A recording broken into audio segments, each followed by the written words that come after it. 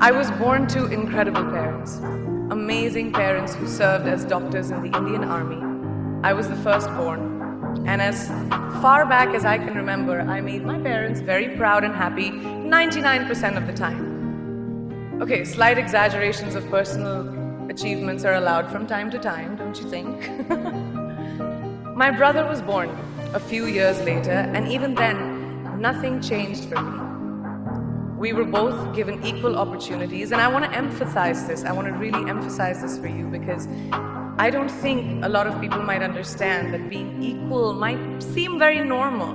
But where I come from, India, and a lot of developing countries around the world, more often than not, this is an exception. It's actually a privilege. My first experience of the glaring disparity between boys and girls came at a very, very young age.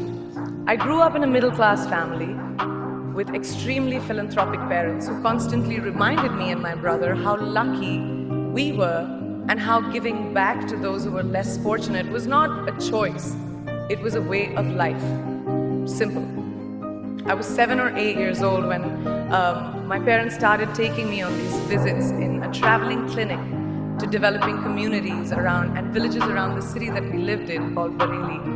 We were packed into this ambulance, and my parents would provide free medical care to people who couldn't afford it. My job at the age of 8 was assistant pharmacist.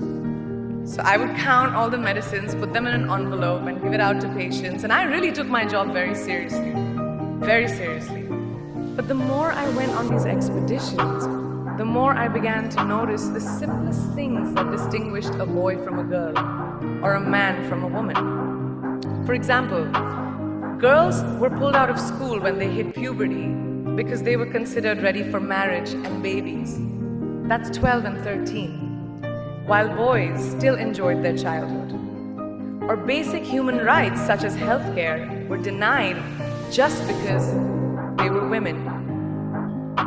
Let's call this whole experience trigger number 1 for me.